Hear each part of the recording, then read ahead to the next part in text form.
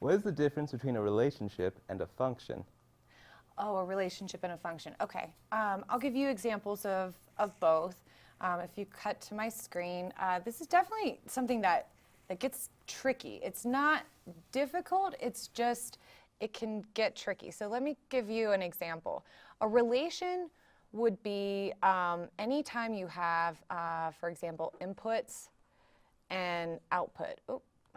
So, for example, like a set of ordered pairs. This would be considered a relation. So let's say I had 2, 3, 3, 4. These are all ordered pairs that you can graph. If you think about this in a table or an input-output table is one way that you see it a lot, where you've got your x's and your y's. Here's another example of a relation. Now, some relations are functions and some relations are not functions. What makes something a function is where, and actually the definition of a function would be for every one input, there is one unique output. If you have more than one output for the same input, then it's not a function anymore. And I'll show you what that means.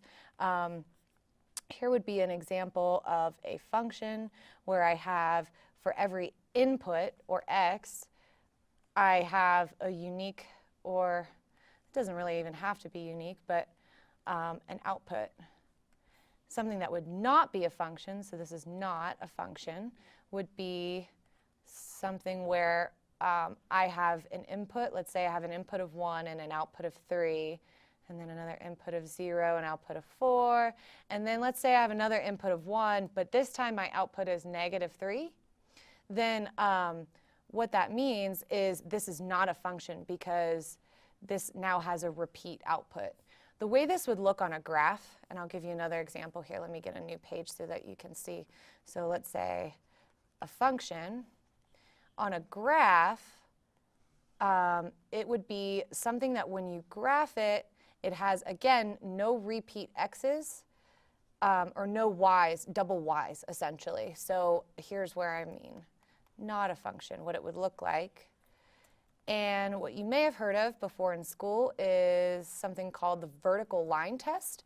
And what that means is if you graph a relation, and when you graph it and you draw a vertical line anywhere through that graph, it should not run into more than one spot. And if it runs into something more than one spot, then it's not a function. If it only runs into, and I'll show you on the one that is a function, if it only intersects one spot on your graph, then it is a function. Then that's okay. This is also an example of having something that has repeat outputs. So let's say my input here was 2. It has 3 different outputs, and you can see that. So that makes it not a function. But both of these are relations.